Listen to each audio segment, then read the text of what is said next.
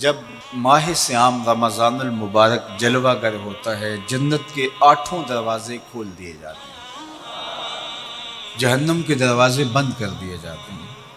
اور شیاطین جکڑ دیے جاتے ہیں۔ اللہ جل شانہ اس موسم رحمت میں خاص عنایات اپنے بندوں پہ فرماتا ہے۔ ایک نفل ادا کرنے سے فرض ادا کرنے کا ثواب ملتا ہے اور ایک فرض ادا کرنے سے 70 فرائض ادا کرنے کا ثواب ملتا ہے۔ اسی طرح راہ خدا میں 1 روپیہ دو گے تو 70 روپے خرچ کرنے کا ثواب ملے گا۔ اسی طرح باقی نیکیاں بھی جتنی بھی ہم کرتے ہیں، وہ ایک نیکی کریں گے تو 70 گنا اجر ماہ سیام میں ہمیں نصیب ہوتا ہے۔ اس لیے اہل ایمان کا یہ طریقہ ہے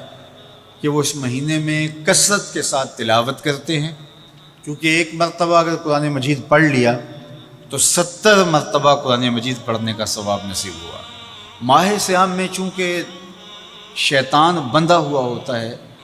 تو ہم اپنے آپ کو نیکی کی طرف اگر لانا چاہیں تو اتنی رکاوٹیں نہیں ہوتی جتنی عام دنوں میں ہوتی ہیں، لیکن اس کے باوجود بہت سارے لوگ ہیں جو رات کو بڑا پکا ارادہ کر کے سوتے ہیں کہ میں صبح وقت پہ اٹھوں گا اور نوافل بھی پڑھوں گا اور نماز بھی ادا کروں گا، لیکن جب صبح ہوتی ہے تو انہیں یا تو جاگ نہیں آتی یا نیند سے بیدار ہو جاتے ہیں، بستر سے اٹھا نہیں جاتا۔ جبکہ وہی شخص انہوں نے صبح سبزی منڈی جانا ہو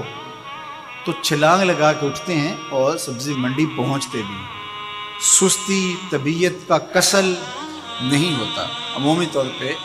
ہم اپنے آپ کو بیمار تصور کر لیتے ہیں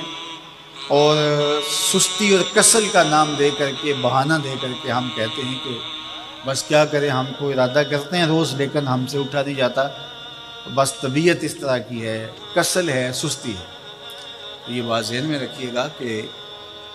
ارادہ کرنے کے باوجود بھی صبح جب ہم اٹھ نہیں پاتے یا کوئی بھی نیکی کا کام ہم کرنے کا ارادہ کرتے ہیں تو ارادہ کرنے کے باوجود ارادہ ہی رہ جاتا ہے، ہم کر نہیں پاتے، تو اس کا سبب یہ ہوتا ہے کہ بہت سارے ہم گناہ کر چکے ہیں اور ان گناہوں کی وجہ سے ہم نیکی کی توفیق نہیں پاتے۔ حضرت حسن بصری رضی اللہ تعالی عنہ نے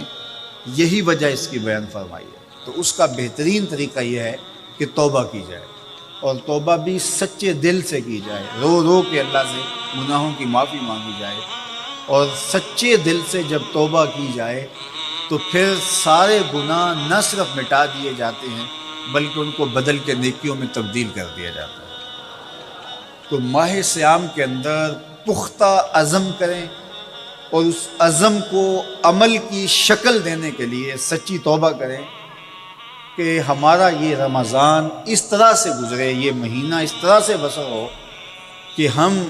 اس مہینے میں اللہ تعالیٰ کی قربت حاصل کر لیں، ہم گناہوں سے پاک ہو جائیں اور ہم جو ثمرات ہیں، جو فوائد ہیں اس مہینے کے، وہ ہم سمیٹ سکیں۔ تو یہ وہ مہینہ ہے جس کے انتظار میں میرے اور آپ کے آقا و مولا اپنی آنکھیں لگائے ہوتے تھے اور دن گن گن کے وقت گزارتے تھے کہ ماہ سیام آ رہا ہے۔ تو اس مہینے کا عزت کے ساتھ، تکریم کے ساتھ، اعزاز کے ساتھ استقبال کرو اور اس کو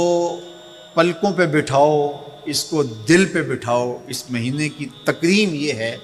کہ اس میں ہر برا کام چھوڑ دیا جائے۔ اگر کوئی شخص برا کام نہیں چھوڑتا اور روزے رکھتا ہے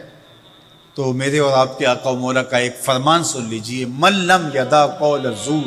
والعمل بہ فلیس للہ حاجۃ فی ان یدع طعامہ و شرابہ۔ فرمایا کہ جو جھوٹ اور برے کام نہیں چھوڑتا اس کے بھوکا اور پیاسا رہنے کی اللہ کو کوئی ضرورت نہیں ہے۔ تو روزہ خوراک بچاؤ مہم نہیں ہے جو چلائی جاتی ہے، بلکہ یہ تزکیہ نفس کا موسم ہے، باطن کی صفائی کا موسم ہے، اور باطن کی صفائی نہیں ہوتی جب تک ہم کوشش کریں۔ آپ کے بدن پہ بہت ساری میل چڑھی ہوئی ہے اور جمی ہوئی ہے بدن کے ایک ایک عضو پہ میل، تو آپ پانی میں چھلانگ لگا کے باہر بھی آ جاتے ہیں تو میل نہیں اترتی، چلو کچھ نہ کچھ فرق تو ضرور پڑ جاتا ہے، لیکن میل نہیں اترے گی۔ میل کب اترے گی؟ جب آپ اپنے بدن کو مل مل کے اس کے اوپر صابون لگا کر کے اچھی طرح سے اس کو جب اتاریں گے محنت کوشش سے، تو پھر آپ کا بدن مہک جائے گا، ہلکا پھلکا ہو جائے گا، میل اتر جائے گی۔ یہ موسم رحمت ہے، اللہ کی رحمتوں کا می برسے گا، اس سے کچھ نہ کچھ فائدہ تو ہوگا ہی، لیکن حقیقی فائدہ وہی حاصل کرے گا جو اپنے گناہوں کو مل مل کے دھوئے گا اور اپنے آپ کو صاف کرنے کی کوشش کرے گا۔ تو اپنے من کے میل اتارنے ہیں، اپنے باطن کے میل اتارنے ہیں، اپنے اعمال کی درستگی کی کوشش کرنی ہے۔ صلاۃ التراویح مسجد میں نہیں آ سکتے تو گھروں میں پڑھ لیجئے، جس طرح بڑی عمر والے لوگوں کو، بیمار لوگوں کو کہا گیا کہ آپ گھروں میں پڑھ لیں، بچوں کو کہا گیا، لیکن چھوڑیے گا نا، یہ رمضان المبارک کا خاص عمل ہے۔ آج کل دین بیزار طبقہ مختلف جگہوں پہ بیٹھ کے مسجد پر، مدرسے پر، تراویح پر، ان چیزوں پر تبصرہ کر رہا ہے اور اتنا ہلکا ثابت کرنا چاہ رہا ہے ان امور کو، جس طرح یہ چیزیں ہوتی کچھ نہیں ہیں، جبکہ ماہ صیام کے قیام پر میرے اور آپ کے آقا مولا نے بشارت دیتے ہوئے فرمایا، من قام رمضان ایمانا و احتسابا غفر له ما تقدم من ذنبہ، جس نے رمضان المبارک کی راتوں میں قیام کیا ایمان اور محاسبہ نفس کے ساتھ، اللہ اس کے پچھلے سارے گناہ معاف فرما دیتا ہے۔ یہ بہت بڑی دولت ہے، تو اس دولت کو ضرور سمیٹیے گا، ضرور حاصل کیجئے گا، من کی ستھرائی، عفت اور پاکیزگی کا سامان کیجئے گا۔ اللہ آپ سب کو اپنی امان میں، اپنی حفاظتوں کے حصار میں رکھے۔